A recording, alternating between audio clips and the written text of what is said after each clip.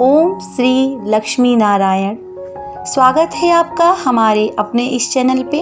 आज मैं आप लोग के साथ अनंत व्रत की पौराणिक कथा कहने वाली हूँ। चलिए शुरू करते हैं। एक बार महाराज युधिष्ठिर ने राजसूय यज्ञ किया।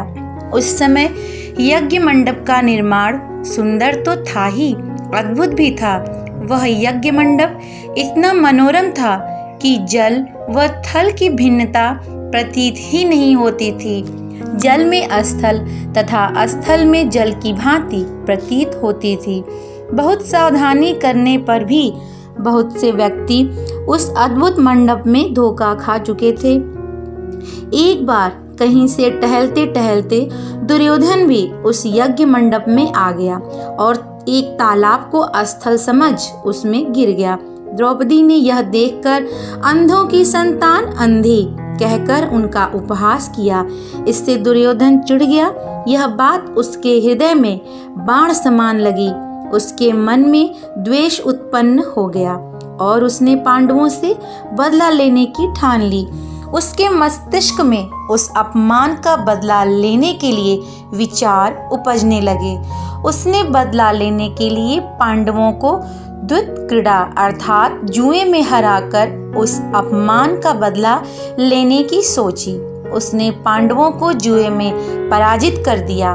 पराजित होने पर प्रतिज्ञानुसार पांडवों को 12 वर्ष के लिए वनवास भोगना पड़ा। वन में रहते हुए पांडव अनेक कष्ट सहते रहे।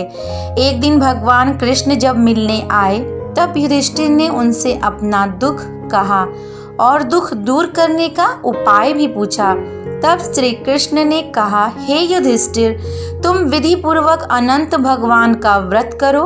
इससे तुम्हारा सारा संकट दूर हो जाएगा और तुम्हारा खोया राज्य पुनः प्राप्त हो जाएगा। इस संदर्भ में श्री कृष्ण ने युधिष्ठिर को एक कथा सुनाई। प्राचीन काल में सुमंत नाम का एक नेक तपस्वी ब्राह्मण था। उसकी पत्नी का नाम दीक्षा था। उसकी एक परम सुंदरी धर्मपरायण तथा ज्योतिर्मयी कन्या थी जिसका नाम सुशीला था।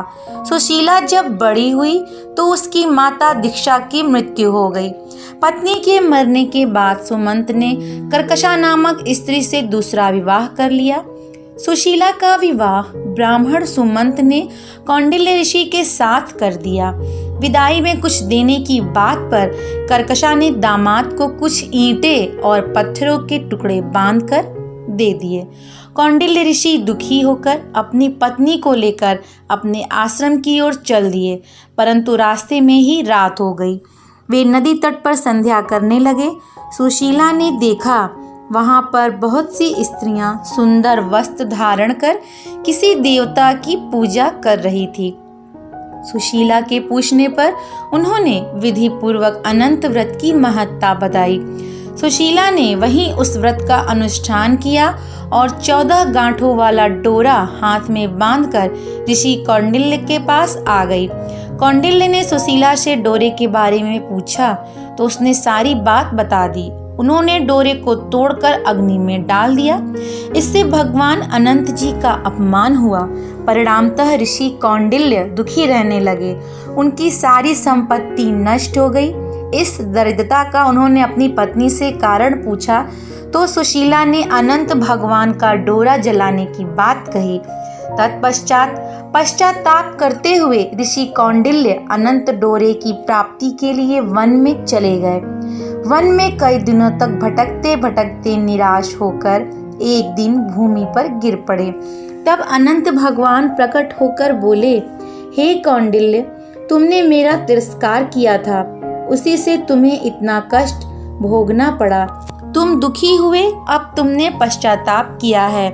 मैं तुमसे प्रसन्न हूँ। अब तुम घर जाकर विधि पूर्वक अनंत व्रत करो।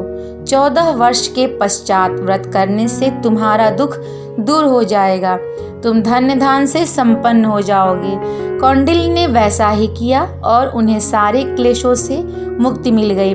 श्री कृष्ण की आज्ञा से युधिष्ठिर ने भी अनंत भगवान का व्रत किया, जिसके प्रभाव से पांडव महाभारत के युद्ध में विजयी हुए तथा चिरकाल तक राज्य करते रहे।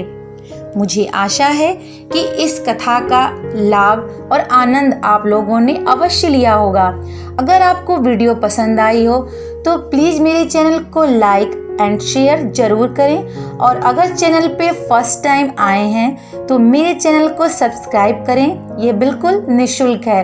फिर मिलते हैं नेक्स्ट वीडियो में, तब तक के लिए धन्यवाद।